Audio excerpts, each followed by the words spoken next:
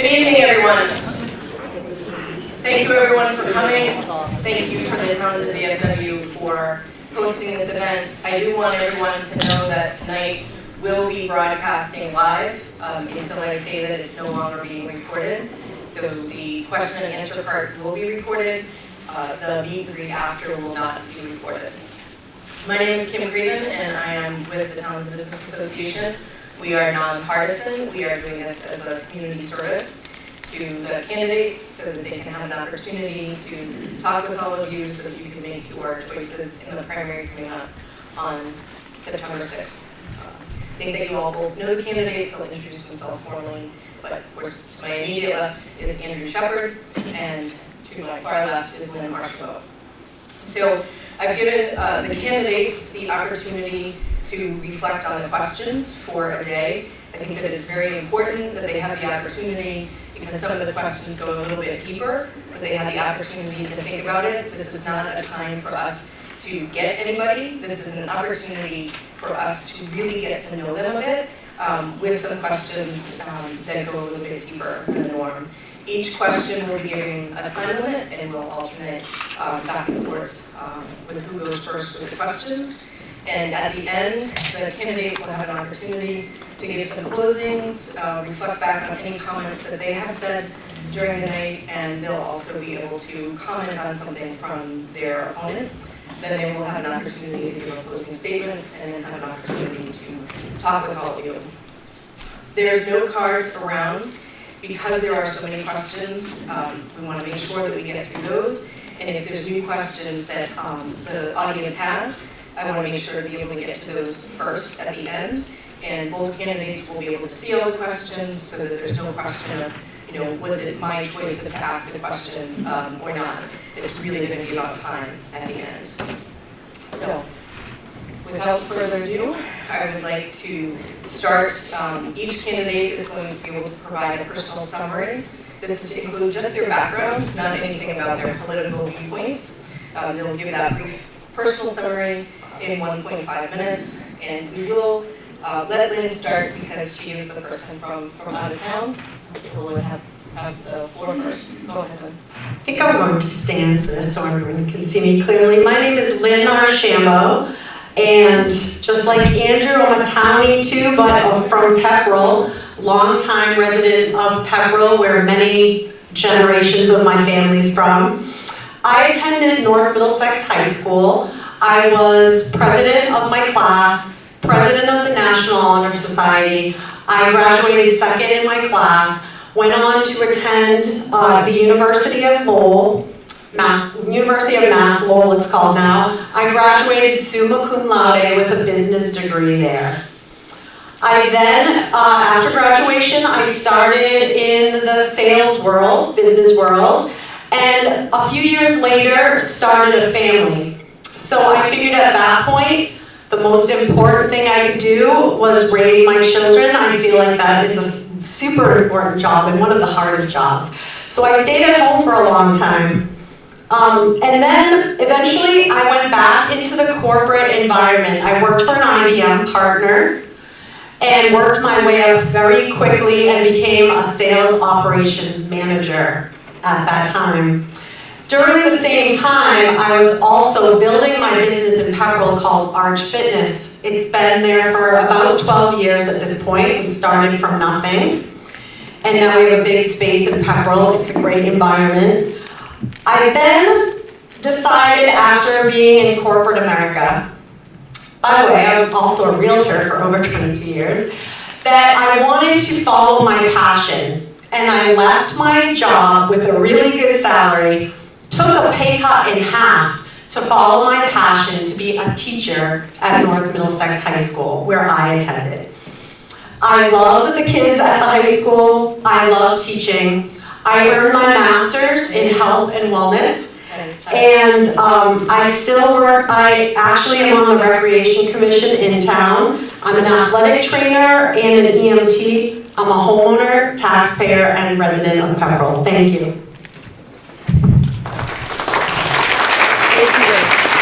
Before Andrew begins, I could just ask everybody to could please shut your cell phones off, if you could put them on silent. I do have mine out in order to do the timer. Andrew will give you an extra 6 seconds for your opening statement to be here. Go ahead, Andrew.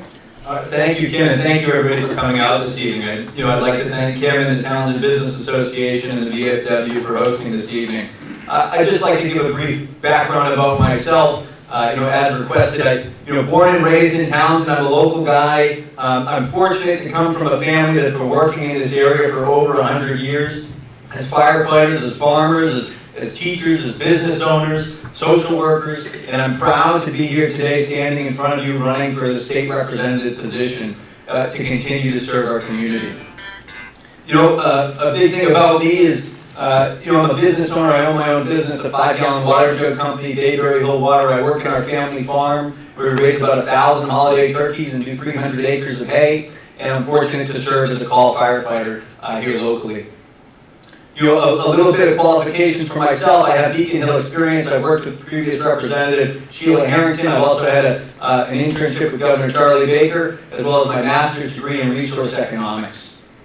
Kim directly asked about our service to the local community. I would like to highlight, I recently joined the Board of Workers Credit Union as a board of director. I volunteered with the TEO in Townsend, our local food bank, and it's a part of our family culture to be always trying to give back. And I do that with my own company, Bayberry Hill Water, where we sponsored a well building in Africa, and we continue to donate some of our water locally to the homeless in Fitchburg. So again, thank you everybody for coming out. It's a pleasure to be here and meet you all, and I look forward to our evening together.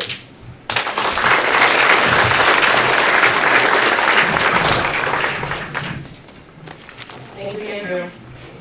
We're going to start with this question now, Andrew. What do you see as the main responsibility of being a state representative? And you'll have 1 minute for your answer.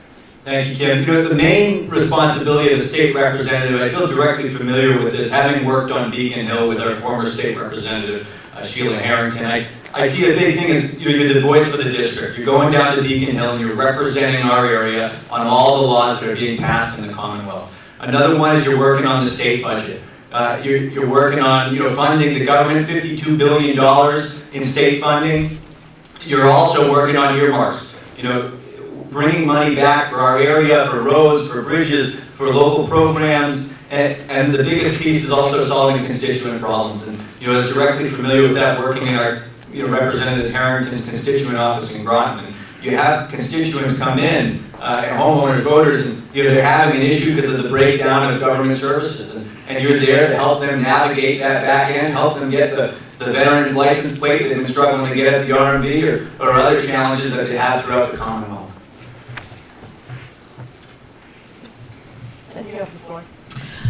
I'm a conservative outsider who realizes that Beacon Hill is now broken. And I feel that our state representative has to represent the people of our district, not the radical left agenda that's happening, the one-party rule that's happening right now. We need a representative that will report to constituents, listen to their issues, be there for small businesses, and deliver to the district. They need to be transparent and communicative. We don't need career politicians that go along to get along. We need strong voices right now on Beacon Hill, because what is happening is not a good scene currently in our state. Thank you. So the next question will be back to Andrew. What have you done specifically to prepare for this position? You'll have 1 minute to answer.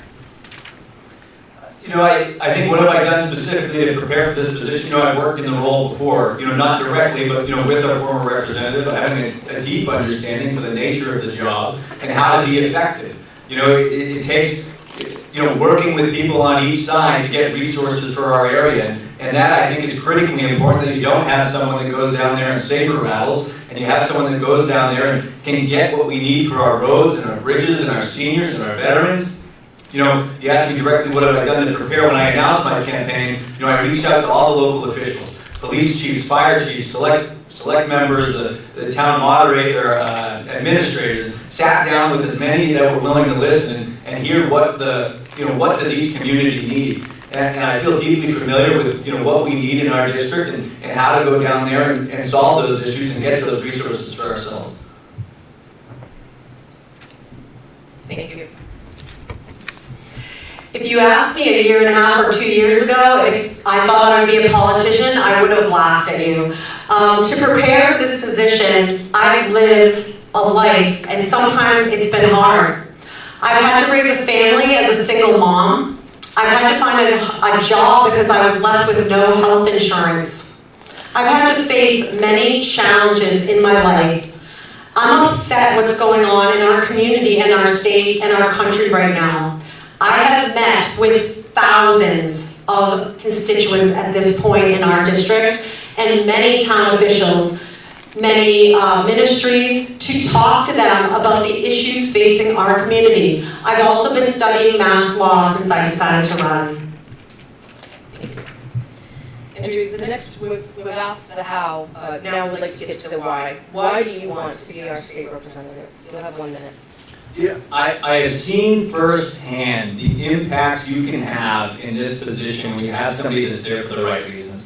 And when you have somebody that's there and knows how to get the job done, you can make such a difference in the people's lives that come to you that are having a problem with our government and with what's going on locally. And having that experience, having worked there, when the opportunity arose, this is what I want to do. I want to continue to serve my community, and that's why I decided to run. Thank you. So the next question, Andrew, we'll start with you. Wait, I didn't. Oh, sorry, Lynn. Okay. Sorry. That's okay. The reason I decided to run for state rep, Beacon Hill's broken, and we need our local voices here in the 1st Middlesex district heard. We've become a one-party system where there's no stopping the radical agenda at this point. I want to fight for our Constitution. I love this country, and I understand what it's like to have our freedoms taken away. We nearly lost my business having it being locked down because it was deemed unnecessary. I've seen the effects of mandates and lockdowns on our children in this district firsthand. We have a mental health crisis on our hands, and I want to fight hard for the working folks here in our district. Thank you. So the next question, Lynne, will start, and we're flooded with lots of information in our daily lives. When you're conducting research on a topic, how do you validate your information? I have my master's degree, and when we had to write research papers, we were required to find only peer review research and data. So I'm well aware of how to do that. When I research something, I like to look at both sides of an issue. For example, let's look at what just happened this year in Massachusetts. Our legislators voted to make it legal for illegal immigrants to get a driver's license in our state. This allows them to register to vote. So I thought to myself, okay, let's look at the other side. Why do they want them to get driver's licenses? So I asked, and I did some research, and they said they wanted it to be a safer place to drive. Okay, so then I did some research and found out that a couple Republicans proposed an amendment to this bill saying, let's at least let the driver's license look different so they cannot register to vote. And you know what? The Democrats voted it down. That showed me the true intention of this bill. So I'm currently fighting, trying to put that on the ballot in November. We have sheets here if any of you haven't signed it. Good job. Andrew? I will say both of us are collecting signatures against the driver's licenses for illegal immigrants bill, and happy to collect your signatures as well this evening. Having there's a few ways. I'll tell you, having a master's in economics, my thesis, which was published in a peer-reviewed paper, you got to validate your information. You got to look at both sides. You got to dig deep. I don't make knee-jerk reactions and decisions to things. I like to look at the qualitative and the quantitative information, and the biggest thing for me is listening. You listen to each side, and you talk to those who are affected and those that are the relevant parties to the decision. Thank you. The next question, Andrew, we're going to start with you. what do you perceive as the 3 to 5 most pressing issues within the district? And in detail, how would you address each of those issues? You'll have 2 minutes for this question. Yeah. I think there's a number of issues that are going on throughout our district. One thing, throughout the district when I'm meeting with people is cost right now. And you look at the economy and inflation, and people are struggling with the money that they have left in their pocketbook, trying to decide about paying for fuel, locking in fuel price these days, what to buy for groceries. Everything comes back down to the wallet. A big thing for me, especially as a small business owner, is trying to support local businesses. And I think you need a very balanced approach to doing that. And one of the ways I think we can solve some of the challenges going on in our local economy and with our local small businesses is workforce housing. And really trying to promote our local area and try to make sure we have sustainable housing for people throughout, so we can have laborers that can go deliver pizza and work in our local economy. Another big one that comes across is school funding. And, having regional schools throughout the district, the regional school budget is such a big part of each community. And it's a big wear on taxpayers. And to make sure we go down there and fight some of the unfunded mandates in terms of busing, I think it would be really important to put more money back in the town coffers that can go to other challenges that are going on in the area. And, another big one, I was in Ashby the other day. Everybody I talked to in Ashby is concerned about the roads. Roads and infrastructure. And I want to make sure we're getting the money, getting the resources we need to make sure we have strong roads and strong infrastructure for the district. Thank you. Lynne. So 3 of the biggest challenges I think we face, or pressing issues within our district. The first being inflation, the sheer cost of living right now in our state, our extreme housing, they all go hand in hand. What I would do is I would vote against, number 1, the millionaires tax that's coming up. I would also vote to repeal the gas tax to give us some relief in our state. The Affordable Care Act made our state so burdened that it only helped those larger companies that employ a lot of very educated people. It has hurt the small businesses here in our district. So I would fight for that. One of the main reasons I'm even running for state representative, I feel so passionate about the students in our community. The mental health right now is in jeopardy. I can't say that enough. I've seen it firsthand. I want to fight against ideologies. I want to investigate the effects of social media. We cannot have any more lockdowns for our children. I've developed an internship at the high school for my department, which has been super successful, giving kids a real chance to feel responsible and needed. I'd like to do more with local businesses as far as externships, having seniors work in our community and see what they'd like to do.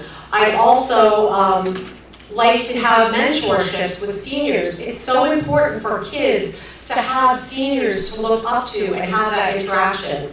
And finally, the tax burden on our state. We need to ease the tax burden on our citizens, especially as we border New Hampshire. Our local businesses need to be able to compete. 87,000 new IRS agents are not going to help us. Look at the mess we're in Massachusetts with our MBTA. It's a disaster that all our communities will be paying for. Thank you. So, Lynne, we're going to start the next question with you. During the pandemic, we saw an increase in the use of technology to facilitate online meetings. Do you think that online and remote meetings should continue? Why or why not? I definitely see the advantage to online meetings for some town meetings for people who can't make it to be able to Zoom in. However, there are some downfalls. You can't read body language as much. The bonding, the camaraderie is lost on Zoom meetings. Sometimes technology fails. I know as a teacher, this was a huge issue for us trying to teach remotely. The kids were not getting the education they needed. It resulted in depression, anxiety, and the reduction in collective intelligence. I also don't believe the State House should be remote. We were the last State House in the country to go back in person. Yet we were paying the fees of transportation for all of our state reps. Thank you. Angela. You know, coming from a farming background, there's no remote meetings in the hayfield. I'll tell you that. There's no substitute for that. You know, I think it's a balance, and it really depends on the setting and the situation. You know, there's going to be some companies that you know, remote meetings will work for, and I think the market will sort itself out in that sense. In terms of town government, you know, it really depends. I put a lot of value on being in person and being able to talk to people and, you know, read that interaction and be able to, you know, level up with people and solve those local problems. Thank you. Okay. So this one is a big one. And I will start with you on this one. So the state requires a certain amount of housing to be affordable. In order to become a counted property, in order it must go through a process so that that property is designated so that it can be subsidized. Currently, the rate of affordable housing is 4.3%. Many properties in Townsend are rented at below market value but are not subsidized. Both of you have spoken on a platform of choice. So if a property owner does not want to enter a state program, do you think that their property should be included in our affordable housing numbers? Do you have any other strategies that you believe could also be enacted for meeting the affordable housing requirements? You have 2 minutes for this question. You know, I think this is a problem with the bureaucracy right here. You know, they're not allowing you to count your home if you're renting under market rate, and it doesn't give a fair assessment for how much affordable housing you have in the area. So I think we need to change the metric that's being done and being used here to make it more reflective of what type of affordable housing we have in this area. I'd want to shift the onus. You know, I believe that, you know, for this program, a home has to sign up for, I think it's a 15-year commitment to having affordable housing. The property owner does, and you know, that's a lot of burden on the person that's renting the property. We don't have time, you know, to do something like that. I think if we can shift it to make it more of an easy opt-in, or say, look at how many homes are being rented below the market rate, and say, okay, these are affordable. You know, that is the amount of affordable housing that we have in the area. It doesn't make sense to penalize towns that do have, you know, some greater affordable housing than is really being seen. Thank you. Lynn. This is a complicated question, but the original policy was that any dwellings at or below median income for the area were supposed to be considered affordable. Whether they were subsidized had nothing to do with it. If this is not the standard now, the state has changed the goalposts yet again. As far as the policy goes, this is the state trying to override home rule to give state-favored developers a chance to come in and build state-funded housing wherever they want. The state tries to hold us hostage by dangling our own money in front of us. They tell us things like, well, if you get 10%, we'll give you some of your money back. This has been really challenging for our communities that are so rural. It's difficult to have affordable housing in very rural communities because they usually like public transit, transportation, and then a lot of retail environments for people to walk, and we don't have that in our communities. So it's a struggle to reach that 10% threshold. Also, now the debate is often between, do we do 40R housing or do we do 40B housing? 40R actually gives some money back to the town, and it gives the local control a little bit, so we can kind of control what the housing is like. So that has been interesting as well. We also have to really take into consideration that developers have to be able to make money on a project.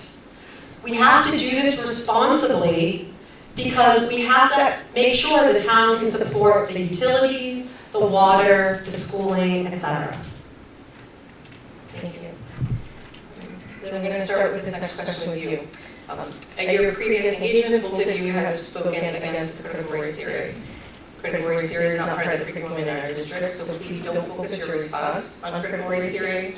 But how do you believe the Commonwealth, and specifically our district, should address inequity based on race, class, gender, disabilities in our schools? You'll have 2 minutes. Okay, I reject actually the premise of this question. I am a teacher at the high school, and I know firsthand, I've had training on it, that we are teaching CRT. It's being woven into our curriculum. And if we continue to hide our heads in the sand about this, we're going to be in big trouble. A petition was sent by a group of residents demanding that they specifically teach CRT and train the teachers on critical race theory and spelled it out. Andrew signed that petition. It's on public record. This kind of teaching is very divisive. It's racist teaching, if you've researched anything about it. I am against all types of racism in our schools, period. I teach all my students tolerance, and I teach everyone to treat others how you would like to be treated. History should be taught, the good, the bad, the ugly, but not in this divisive Marxist way. We're falling behind in the world stage in our education. We need to focus back on the education in our schools and reject the racist ideologies that they're trying to teach our children in Massachusetts. Thank you. Andrew, go ahead. You know, my opponent has perpetually misconstrued my position on critical race theory. I do not, and I have not, ever supported the teaching of critical race theory. On the other hand, I do believe that diversity is important, and we have to make sure that we're teaching a full history to our students. That includes talking about slavery, and includes talking about the impacts of it. You know, diversity is really important. We are a predominantly white working class area, and going through North Middlesex, I didn't get exposed to a lot of things in our culture until I went to college. So I think having, a variety of different perspectives interwoven into the school, I think is important. But it's got to be done with balance, and I most certainly do not support the teaching of critical race theory.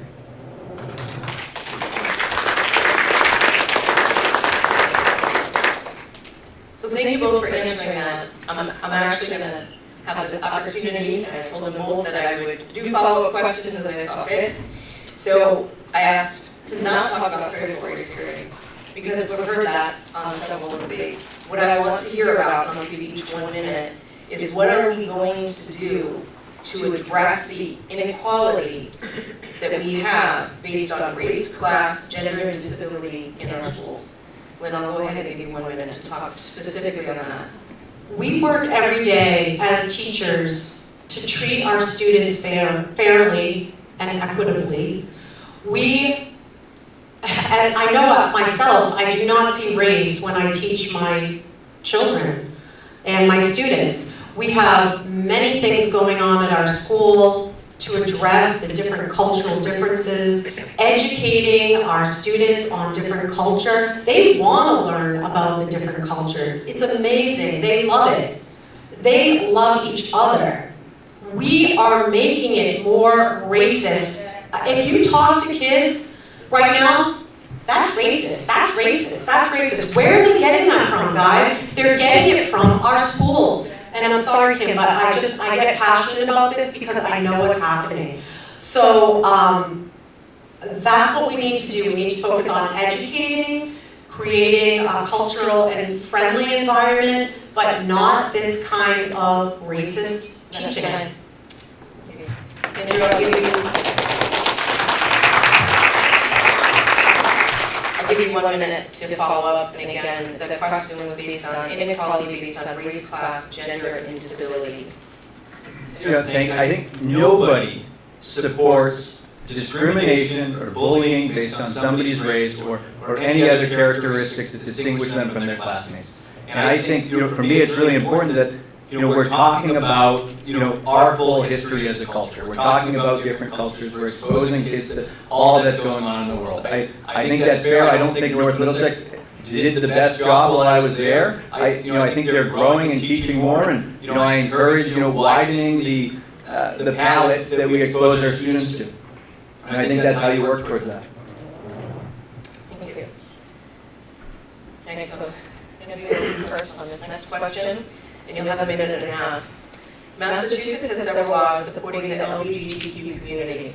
Please provide your views on these matters. Do you support the current LGBTQ laws? Why or why not? And do you believe that the laws provide enough, too much, or not enough protection to the LGBTQ community? You'll have a minute and a half. You know, like I said before, nobody should be discriminated against at all.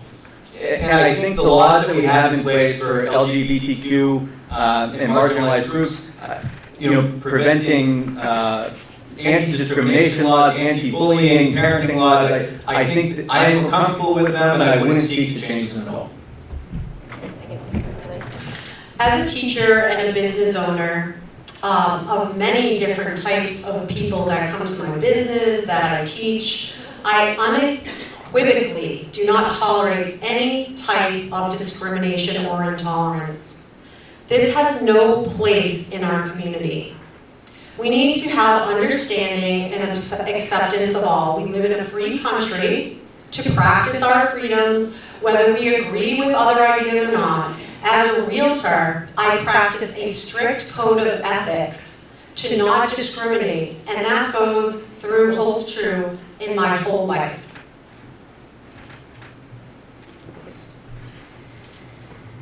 You'll have the next question.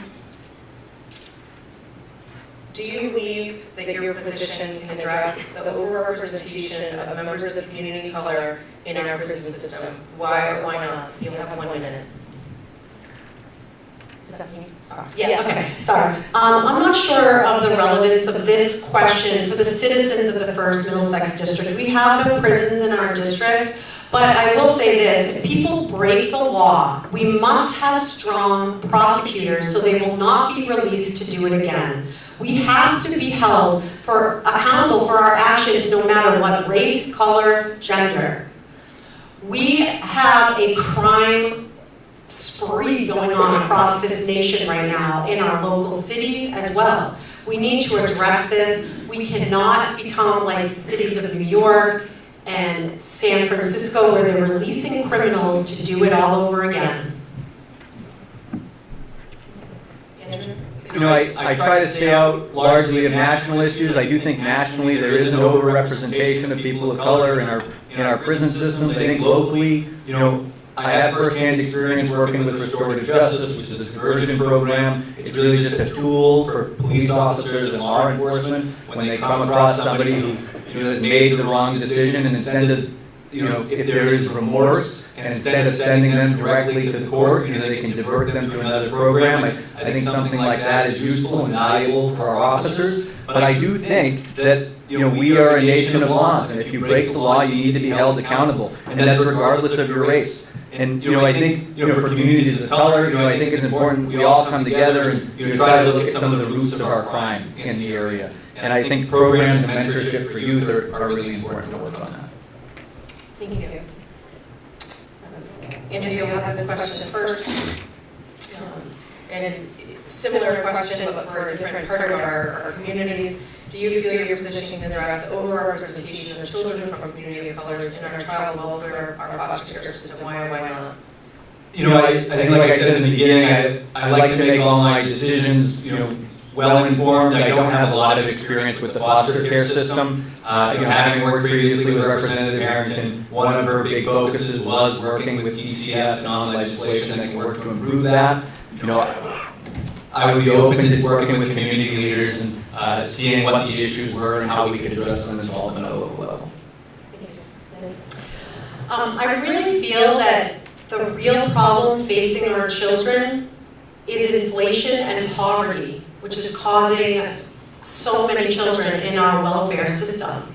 No matter what color, our policies have caused many people to not be able to care for their children.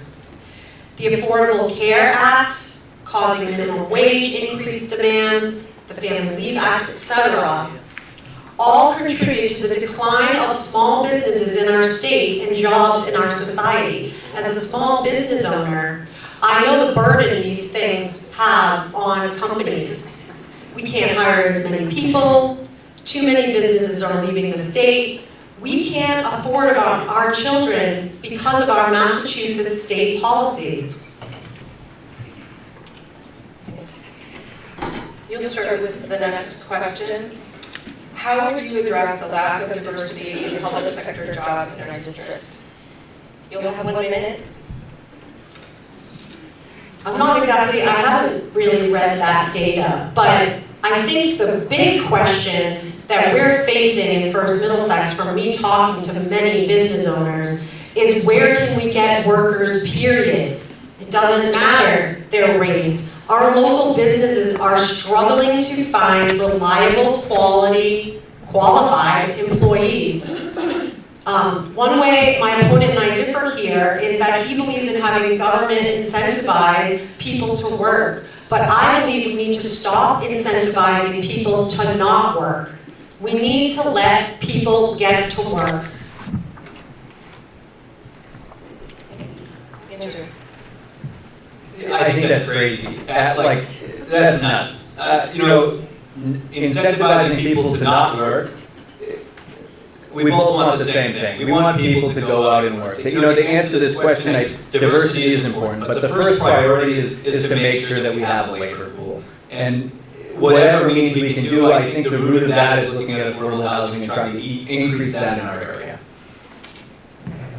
Thanks. I'm going to, again, just take a little bit of a liberty because I want to really focus on our public sector jobs, not just our workforce. So I'll talk from a field that I know intimately well. There's others in the audience that know the makeup of our other public sector district jobs. So in our district, we are well below the national average of women in law enforcement. For those of you that don't know, that's my field. Nationally, we're at 13%. In this town, we no longer have a female police officer. In most of our neighboring towns, we don't have females. So that's the type of diversity and representation that I'm talking about. So I'll give you a minute just to address that and then Andrew was saying. Yes, well, when it comes to things like police officers, right now, our country, little kids used to feel like, I want to be a police officer when I grow up because they are our heroes. And our country has been making them into evil. So it's a hostile environment for a lot of people. So it is discouraging for women to want to go into law enforcement. I think it's tough out there. I mean, especially if they have families or the hopes of raising them. No one wants to be shot at with no retribution and no prosecution. So I think that's a main problem in that area. I know we have specific questions about policing that we'll get into shortly. Like I said in the beginning, diversity is important. I think the role as a state rep, I would see it incumbent upon myself to host job fairs and try to get as many people locally as we could to the area to help support our local business, whether it's local law enforcement. I mean, it is so important to have a diversity of thought. And in gender, in race, whether it's in police, whether it's in government.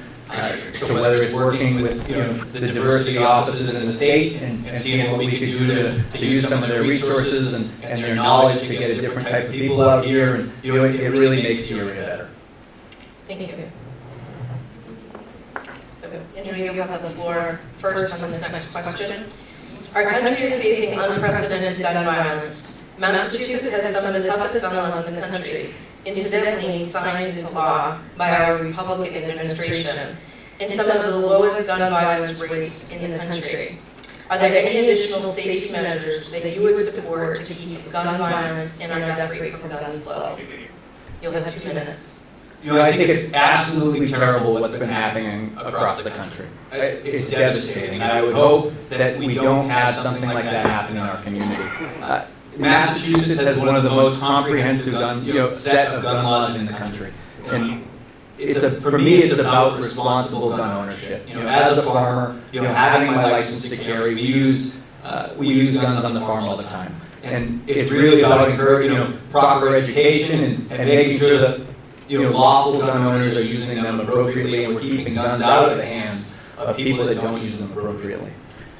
It's not a one-size-fits-all either. Life in Wyoming is different than life in Massachusetts. But I am comfortable with the current state of gun laws, and I wouldn't seek to add any more or change them.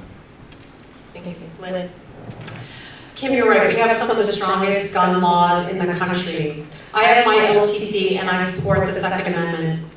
We do not need any more gun laws in our state. What we need to focus on is who is pulling the triggers. and the violence, we have to take a look at the mental health crisis right now facing our youth and what's going on with young people. Putting our heads in the sand with this mental health crisis is not going to help, and we need to keep our police resource officers in our public schools to provide that extra safety. Thanks. The next question, beyond gun control, what measures would you support to keep guns out of the schools? Lynne, you'll take this question first. The document that was in public record that I expressed before, that was, I believe, in 2020 when the whole George Floyd thing was happening. It also stated in that document that Andrew signed that they wanted to reevaluate the police officer in our school. As a teacher, there's nothing I wouldn't do to protect our kids. I fought to have that resource officer from Townsend in our schools, and I will keep fighting. I also spoke years ago at a faculty meeting to install metal detectors for kids coming in, and I was told it would make kids feel unsafe. So I think that's something, just like every other government building in our state, maybe we need to take a close look at, because by the time something happens, it's too late. Andrew? You know, again, with the misrepresentation by my opponent, and I believe she is part of the union that wanted to remove the school resource officer. Now, for me, it's really important to make sure we have a school resource officer. And I don't think the word reevaluate or look deeper at what we have for processes throughout the Commonwealth and our district is a bad thing to do. You know, I think it's about making sure there's education on the dangers of guns for students, and making sure we involve the community, and something like the Townsend Gun Club, which is such an important asset to our area, to make sure we're teaching and talking about gun safety and getting people familiar with guns and how to use them and store them properly.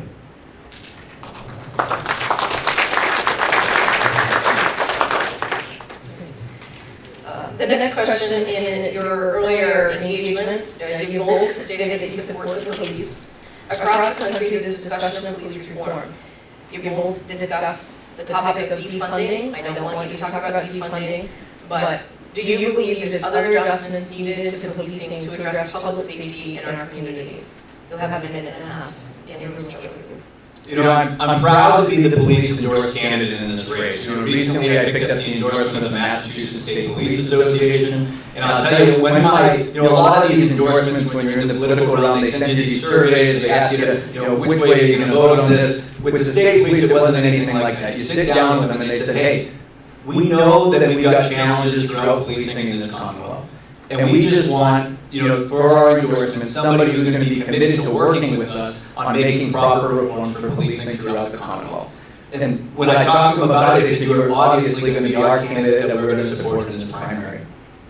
I think part of the problem we have are knee-jerk reactions, all throughout our country. And I think the post bill that passed in 2020 in Massachusetts, I think was a knee-jerk reaction to some of the violence that was going on in the national media. We have some incredible community policing in this area, and some of the recent regulations, I'm really worried that the quality of policing, in our community and throughout the Commonwealth is going to degrade. So I think it's really important that, we look at some of the recent reforms and try to reevaluate them and go through and see what we can remove from them. I wish I had a chance to sit down with the Mass State Police, but I didn't have that opportunity.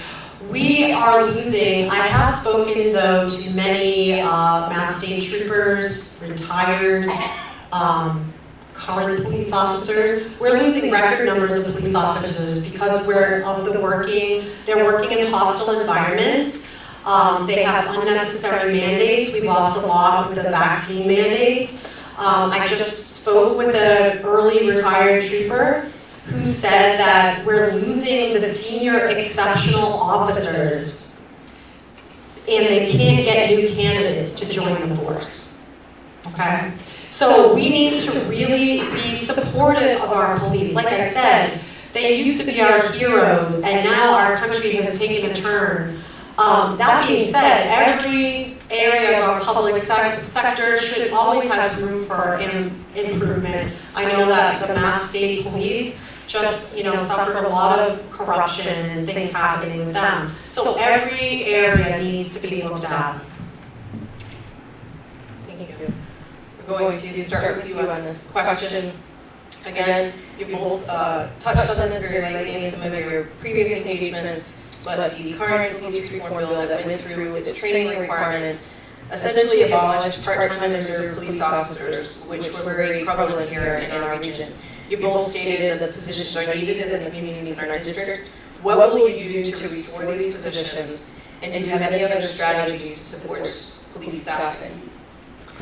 I am going to fight to restore these valuable positions in our community. We need those resource officers in our schools, and we need those reserve police officers. I know that I think Ashby has to have Mass State Troopers fill in because they don't have enough officers. I will fight for that. And as Andrew said, yeah, the national union, teachers union, wanted to get rid of our police officer, and I fought against that. Andrew? I'm really worried about the future of policing in our Commonwealth. I also picked up the endorsement of the Mass Correctional Officers Union. They have, in their incoming class of trainees, they have 26 people, to go and work in the prisons. They've got a shortage of 700. You're going to have legitimately the inmates running the asylum. There's not going to be enough people working in the prisons. They're shutting down auxiliary forces throughout the Commonwealth for police departments. We need to look at the Post Act and repeal some of the reforms that came about through it. Thank you. This next question, Andrew, will start with you. At your previous events, you both spoke out against the estate tax. They don't apply until after the estate exceeds $1 million, and then it doesn't apply to spousal inheritance. Could you explain why you're against this specific tax and how you would make up lost revenue? I hear your concern about lost revenue, Kim. Right now in the Commonwealth of Massachusetts, we have $5 billion in surplus. I think we have more than enough to cover some changes to the estate tax. We are one of the worst in the country for our estate tax.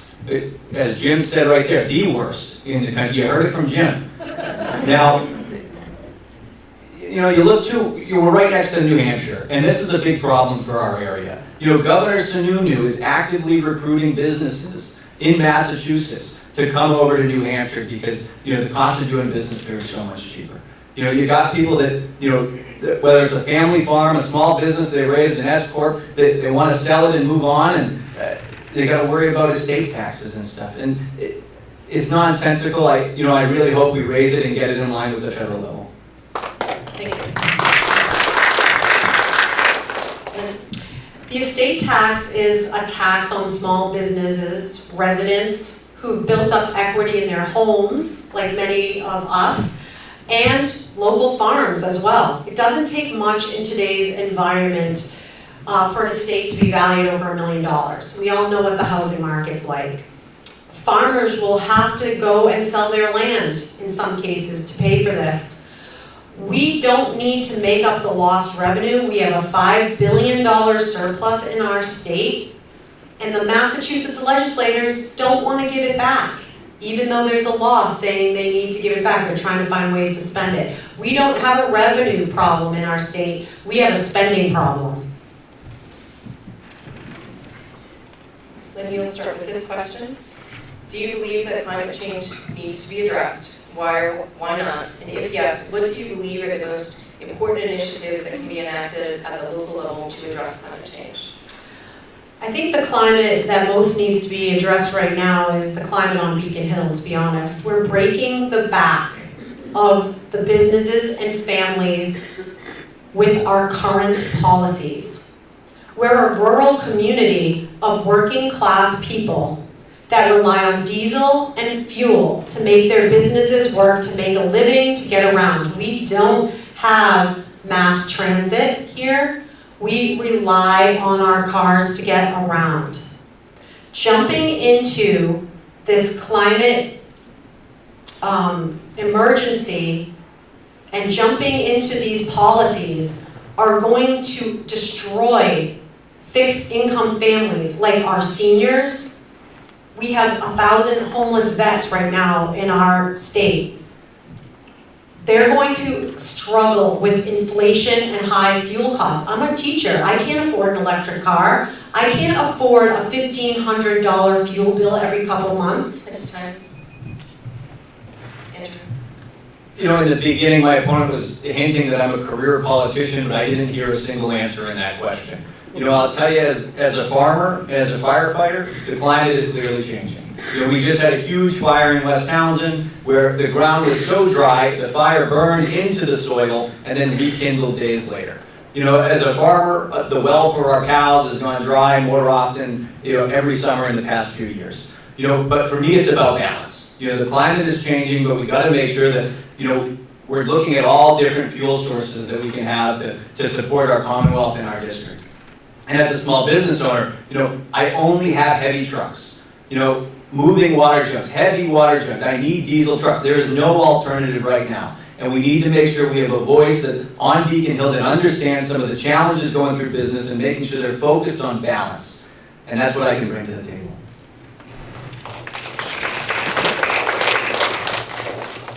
I'm going to just add a bit here. So the state has given a lot of money to do climate change assessments in the area. Many of the towns have master plans. So I just want to bring it down a little bit. Some of the things that we're lacking in this area, park and ride share, opportunities like that. Do you see the opportunity at the district level to have a positive impact on climate change by utilizing something like that? This will be a yes or no question. Lynne? Yes. Andrew? Yes. Thank you.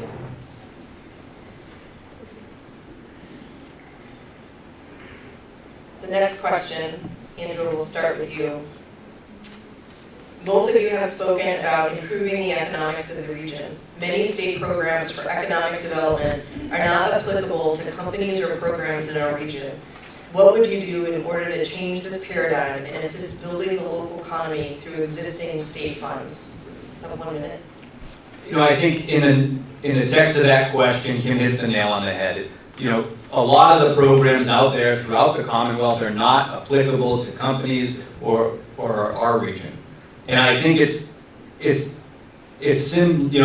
reflective that we as a district outside of 495 often get left behind at the state level. And you got to have somebody that can go down there who can form relationships, who already has relationships, that can build, you know, more resources for our area and get the $52 billion in the state budget, just a little bit more of that out here to the first Middlesex district. And that is what I would focus on. Lynne? You know, I'm running and I own a small business, and the last thing I want is the government to help me build my business. I'm running to get the government off the backs of small businesses. I understand their pain. We lost hundreds of businesses in our state during our mandated lockdowns that will never come back, some of them long-time family businesses. What business has the government ever built that's been successful? I can't think of any. So that's how I feel about that. Yes, you know, we can go down and we can fight for funding, and that's what we should do as a state rep. And we should work on that for sure. But my goal is to get the government off the backs of your small businesses.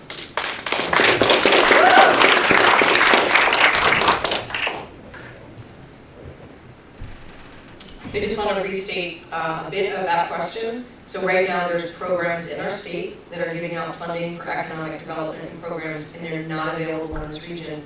Would you work within the district to actually have some of that funding applicable and attainable for some of our small businesses? Yes or no? Yes, absolutely.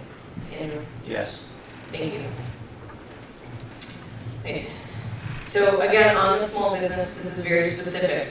Your small business owners in this region, given that experience, what specific economic development strategies do you believe are most important for the region in making it a destination that would boost economic growth? Andrew, you go first. Sure. You know, I was very fortunate to sit down with the Northern Central Mass Chamber of Commerce a few weeks ago, and we chatted for about an hour looking at, you know, the first Middlesex district, but the whole Northern Central Mass area, and how to grow the business in an area that's largely left behind at the state level. And, you know, for me, there's a number of things. You know, I'm fortunate to be part of the Groton Hill project that we're constructing over in Groton. I think that'll be a great resource for the area. I think it's going to drive a lot of consumers, a lot of interest out to this area, and it's going to benefit the whole district. I think a big thing, it comes back down to housing and making sure we have places for people to live that can work for our local areas, for our businesses. They can go and deliver pizzas and you know, work and labor, and it comes back to housing for me. Thank you. Lynn? Again, I don't believe that small businesses need elected officials telling them how to run their businesses. We need less government in our state, not more government. I'm pro small government as our community strives to compete with New Hampshire as we're a border community. And yes, just like looking at the Groton Music Center being developed, that is going to bring a lot of great business and help our economy a lot in this community. But we need to take a look at how we can help our businesses thrive currently by reducing their tax burden and making it more affordable for people to shop here as opposed to going to New Hampshire. Thank you. So current earmarks bring funding to the region.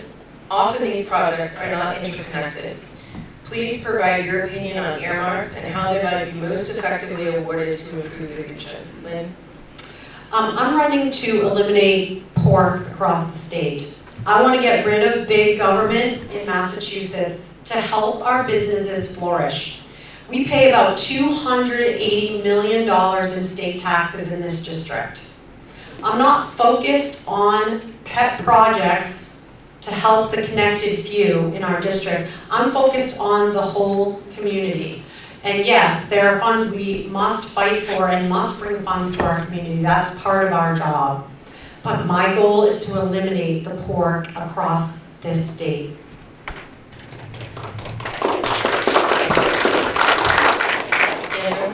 You know, Lynn and I are both Republicans. We both don't want big government, but I like to be pragmatic and realistic. You know, I'm going to go down to Beacon Hill, and I want to get as much resources of the $52 billion in the state budget for our area. And I'll tell you why that's important, because when I was out campaigning, I was at a DAV meeting here at the Townsend VFW. I had one of the members come up to me and say, Andrew, you know, I'm really concerned some of our disabled vets, we can't get them up to the second floor. You know, they struggle to get up the stairs, and I'm just not sure what to do. I'd like to get a stair chair. And I said, geez, you know, I know some guys in the state government. Conveniently, I'm running for state rep. You know, let's see what we can do. I reached out to them. We got it in the budget. We got an earmark. And now the Townsend VFW has an earmark for $8,000 for a stair chair to get their disabled vets up to the second floor.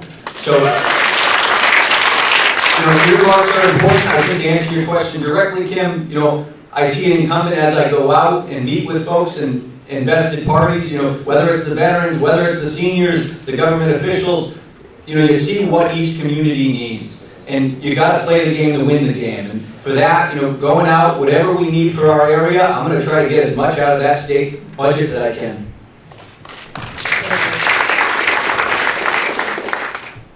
Just going to give a quick follow-up on that. So again, I can only talk about what I know. Andrew just informed me of an earmark that I didn't know about here. But I do know here in Townsend, we just got a $50,000 earmark for the rail trail. We, at the TEO, got a big chunk of money for a transportation van to deliver food for seniors.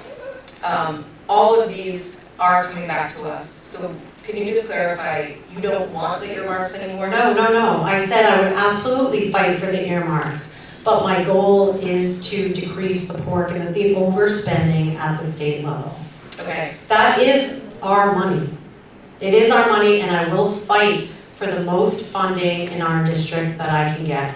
And I think that's great that we were able to get, I mean, we want to fight for the veterans and get as much as possible for them. Okay. Thank you for that clarification. So the next question, Andrew, will be starting with you.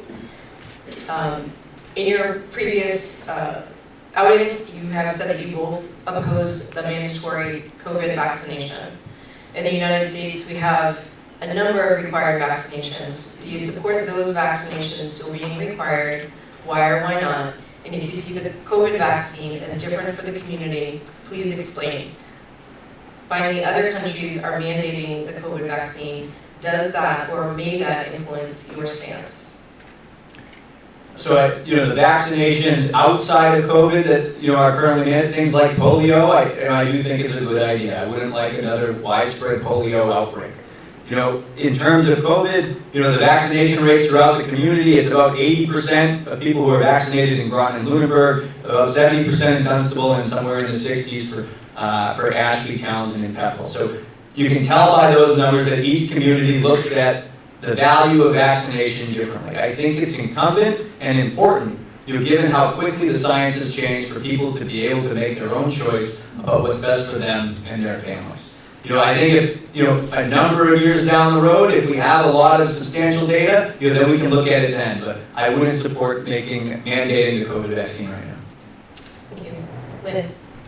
I've seen many people in our district lose their livelihoods, their jobs, being forced to get vaccines, or they would lose their jobs, not be able to go to certain colleges or college at all if they didn't get the vaccine. I do not believe in mandates. The data on the COVID vaccine varies dramatically. Other countries like Denmark are now eliminating it and not allowing children under 18 to get it. I believe in body autonomy. There are many people who can't get vaccinated because of medical circumstances.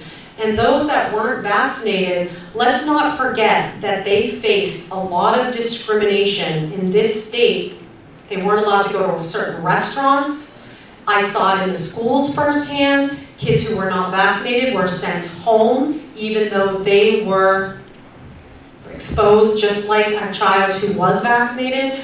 This is wrong. We live in the United States of America, and freedom is supposed to ring here, not mandates. Here, here.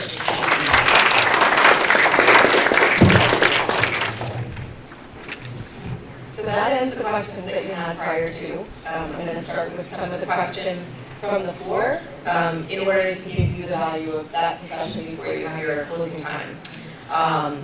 For each of you, you'll have a minute to describe to the audience what your top 3 priorities for veterans in the Commonwealth are. Lynne? Veterans in the Commonwealth. Right now, our veterans, we have about 1,000 homeless veterans. If you look around, there's Wounded Warrior, there's Operation Camp. I've been a huge supporter of the veterans. Why do we have to have so many fundraisers for our veterans? Because we are not taking care of our veterans. We need to make sure if they fought for us and were wounded, then we need to care for them. We owe them. So I'm a big proponent of veterans. My grandfather was one of the first commanders over at VFW in Pepperell, and it's a very important thing for me. So we need to make sure our VA is functioning very efficiently and giving the veterans what they need. We need to make sure we have housing for those that are seriously injured and cannot take care of themselves anymore or support themselves.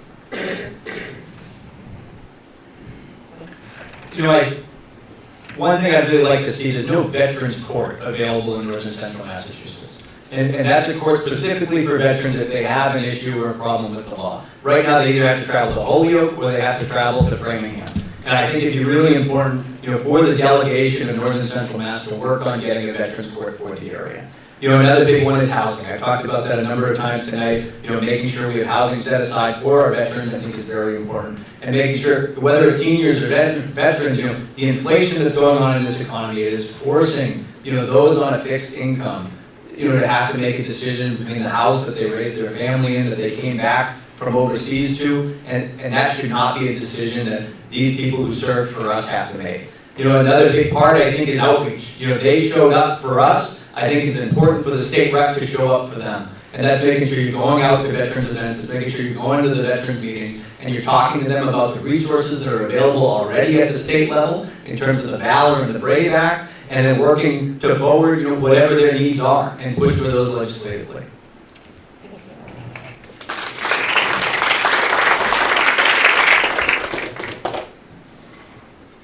Red pen on pink paper is hard to read. Unitil is a monopoly with 7-figure salaries. Can we get relief or at least a competitor or our own municipal power plant? Andrew, you have 1 minute. Sure. This has been a big part of my campaign ever since the beginning. There's this bill out there called the Municipal Choice Bill. And, for the communities of Ashby, Townsend, and Lunenburg, we are uniquely familiar with some of the challenges of having Unitil as our service provider. The service is terrible, that they're one of the most expensive in the country. What the Municipal Choice Bill does is it creates a state pathway to basically a market challenge, a market threat. And it allows the town of Townsend or Ashby or Lunenburg to say, we want to start the Townsend Electric Company or the Ashby Electric Company, or you do them all together. So I would support, pushing the Municipal Choice Bill. Sadly, it's been down at the State House for 20 years and hasn't had, the lobby's been pushing it down. So I would do whatever we could to, 1, increase transparency throughout our government, and then 2, also push for that bill to get passed.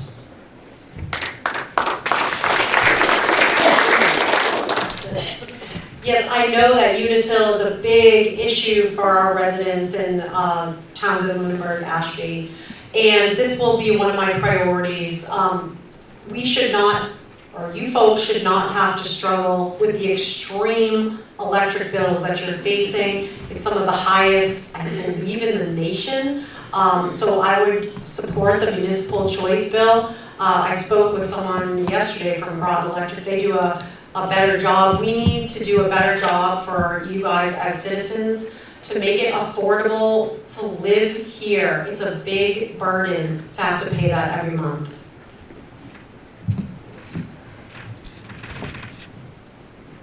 This next question is about a specific building.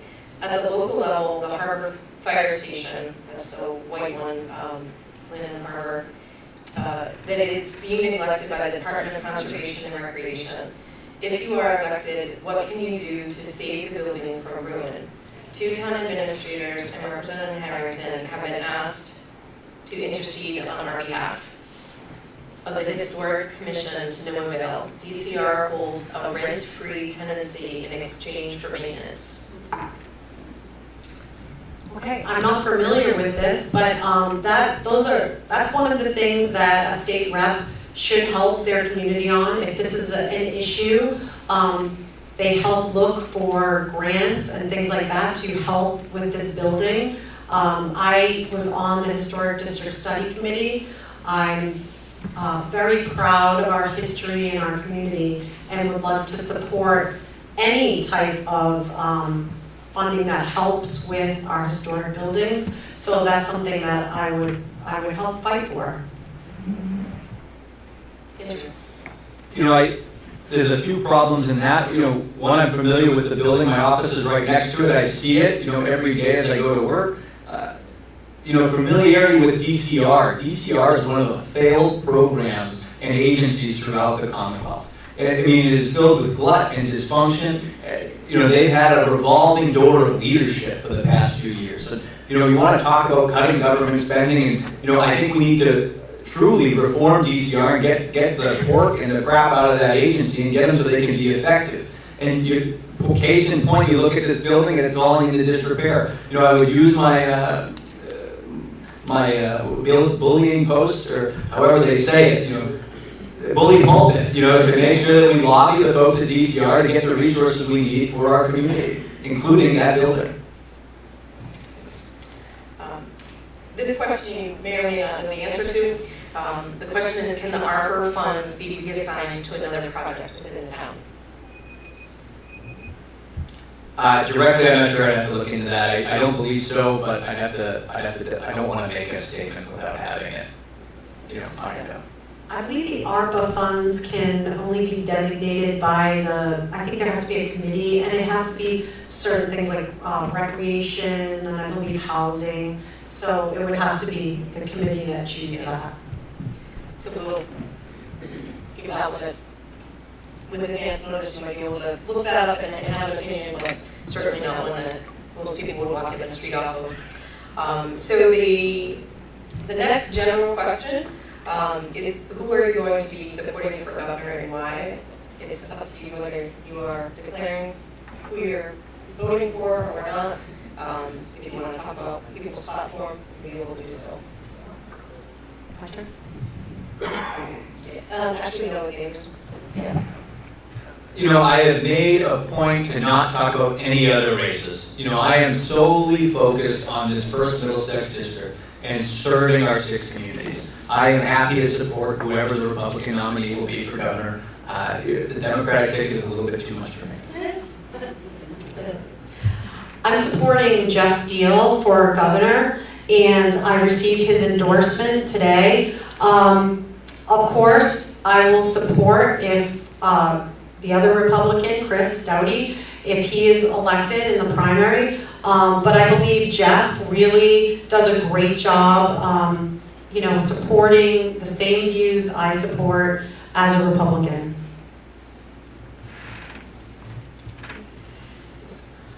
There's one question here that is on vaccines, which we asked. There was another question, or 2 questions that are being incorporated into racism and the critical race theory. I'd like to table those for other questions. I feel like we covered that. We did have a specific question for Lynne. I'm not sure if it's applicable to anything on the debate, because it's not a question. I'm just not sure. I'm going to ask it, but are you a member of the teachers union, yes or no? And if yes, why doesn't she opt out? And I do know in some instances that people have to be a part of the union, whether they want to be or not, so I'm not sure. I was not a part of the union until maybe the past 3 years. It was before COVID, and I was recommended by many of my fellow teachers to become part of the union. I saw what can happen when a parent or a student decides to get mad at you, and then you have to pay for your own attorney. And there's not a lot of support, unfortunately, for teachers, and the administration almost always goes for the kids' word over our teachers, which puts us in a lot of jeopardy. So I did join the teachers union. Then when I was, the National Teachers Union wanted to take out the school resource officers, I called, I wrote letters, I demanded they didn't, and I was going to opt out, but I have not done that yet. But that is something I am looking into, because I don't agree with many of the beliefs of the teachers union. There's another specific question here, and I'm going to paraphrase it just a little bit, but it's related to statements that were made in an email related to your job and comparison of the principal to some specific groups. I'll let you read it.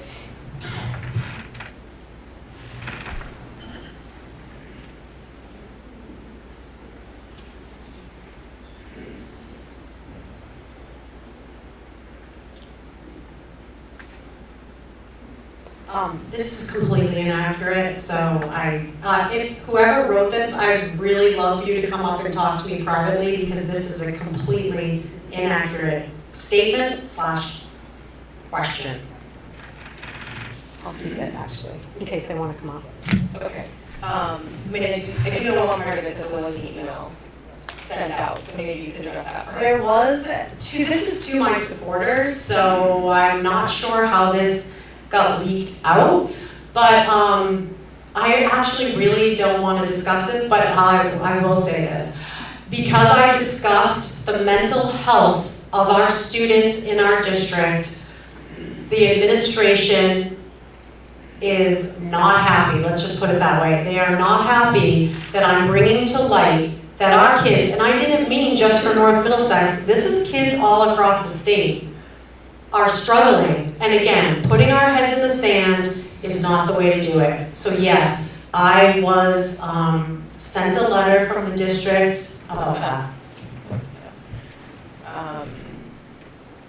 So that is all the questions from the floor.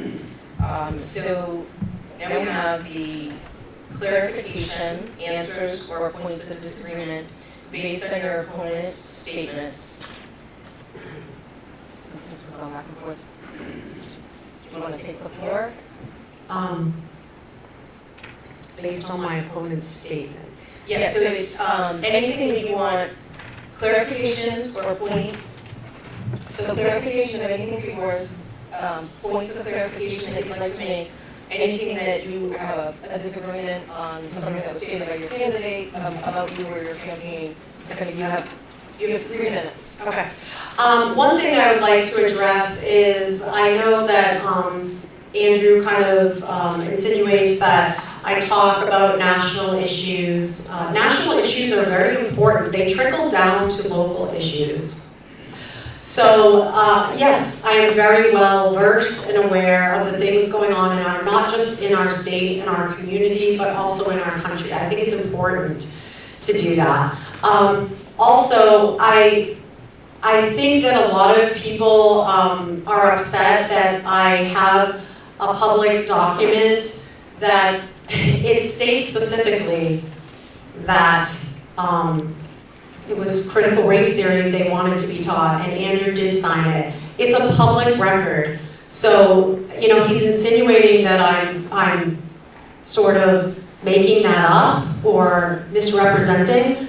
But if anybody would like to see it, I do have it actually with me. And it was signed. And maybe he didn't know what he was signing. Maybe he didn't understand it. But as a state representative, you have to know what you are signing. You have to be aware of national issues and how this affects us at a local level. I had to sit through horrendous training on how, as a white person, I should feel guilty and white kids should feel guilty for being white. That's not right. I had to sit and say and hear that the United States was the most racist country in the world. And it's because of the demand from that group of citizens.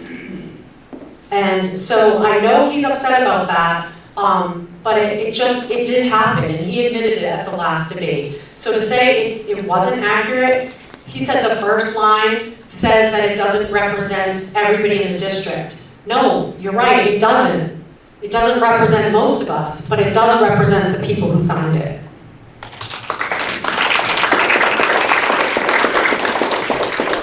Andrew, you have 3 minutes. Sure.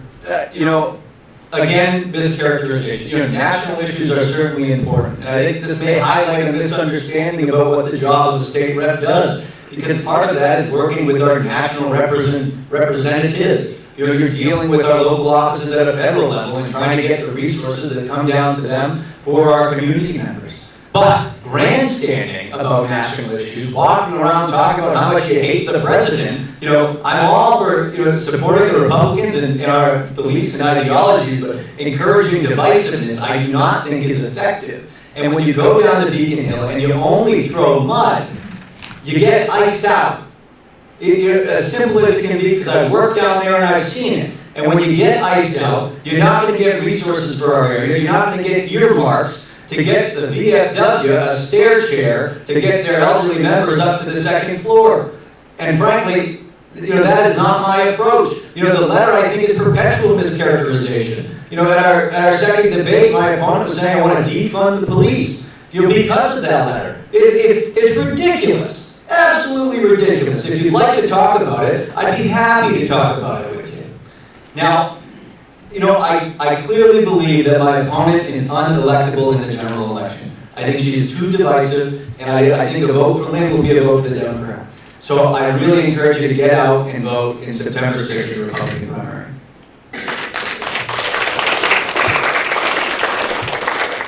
So I'm going to ask you each a follow-up based on that. We are a Democratic state. One of you will go on to the general election. Should you win, given you are a Republican, how will you work with a largely, like I said, we're a Democratic state. How would you work within that system, and how would you deal with this? Go ahead. So, as far as me being unelectable, yes, I'm working into that. I am a person who can get along. I'm addressing the statement. I'm addressing it. I'm a person who gets along with many different people. No one who knows me could ever say, I'm not someone who can get along with everybody. I'm a realtor. One of my specialties as a realtor is negotiation. Okay, that's really important. So as far as not being electable, I don't agree with that. But working across the aisle, absolutely. I respect, part of this country is having differences of opinions. I respect everybody's opinion, and I'm a great listener. I like to put the shoe on the other foot. I like to hear what the other side is saying, and I'm great at negotiation and compromise. I think, having worked in state government, having written an executive order on procurement, having delivered results already only as a candidate, I think it's clear that I am able to cross the aisle and work with people with different beliefs and, a tried and true listener, and I'll be here for the district and whatever is best for our community, regardless of what party the constituent is from. Lynne, now you have 2 minutes to provide your closing statement. I am a political outsider, I agree, that is standing up to the one-party rule in our state. We need someone who has lived life, who has had many life experiences, who's raised a family and knows the struggles of paying bills, having their own mortgage, paying real estate taxes, paying for groceries when times are tough. I'm not running to be a career politician. I'm not running to go along to get along. We have enough of those Republicans in our state, and look at the mess we're in right now. Many of the many of the questions here today, I'm not sure were really relevant for many of you. I know the struggles that many of you are facing right now, and it's because of inflation. With my endorsement from Dean Tran for U.S. Congress, my endorsement from Jeff Deal for governor, and Dennis Galvin, who's our district Republican committee chair, also offered his endorsement for me today. I hope you will also agree I'm the tough candidate. I'll stand up on Beacon Hill. I won't back down, but I will negotiate. I'm the Republican candidate who will best represent the people of our 1st Middlesex district.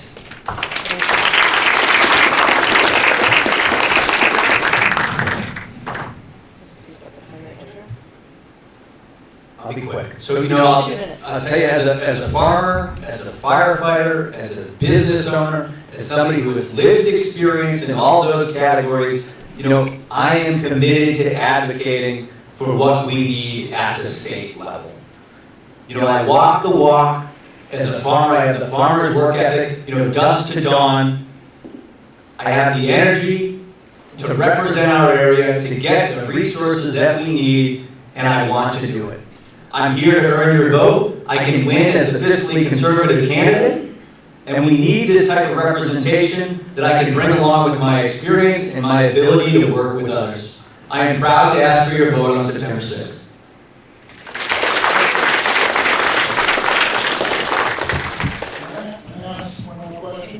Well, we were doing them in writing, so I would have to ask the candidates. Is it your math question, Jim? It's not a math question. What I do want to be mindful of is there were duplicate questions on vaccination and critical race theory, and it didn't answer because we're like over the minutes that we have allocated. Short question and it's short response. Where if I yield to one, I'm going to have to yield to everybody. So are you okay with asking them in the meet and greet? In what? In just the meet and greet discussion after? Because if I let one person do it differently, I have to let everybody do it differently. Good boss. Okay. So this will conclude the time that is being taped and recorded. If the gentleman with the tape recorder up here could come shut that off, that would be much appreciated. We hope that you can spend some time with each of the candidates. There's no longer a bar open here, but there are soft drinks in the back and some snacks, so please take time and talk to the candidates that are here. Can I ask my question now? Are we in the meet and greet? I'm no longer in charge. Okay, so this is my question, okay? Just 1 second, please. The quartermaster for the post. Due to our situation with the neighbors, I request that as you leave, do not drive more than 5 miles an hour through here so we can have a good relationship with our neighbors, please. Thank you. Paul. Okay, Andrew, and my question is, Do we have to go up to them, Kim? would you? Yeah. We have to go up to the candidate? Yeah, you can come up to the candidates. No, I He's want, still filming? No, Hartley, you're off filming. here's my question. Sir, could you stop If filming? you lose, would you support the opponent who wins? Sure. She didn't let me say that. Could have been the era of goodwill. They're That's the best question of the night. You heard my question, right? Andrew, good Well, luck. with the losers supporting the opponent. Nice job, you guys. Good job. Thank you. All right. Andrew, good job. Hi, Gretchen. Good job. Good job, Lynn. I know. You did a great job. Thank you. Hi, Bill. Nice job. Good. What's that? Appreciate you coming out. Absolutely, yeah, support, man.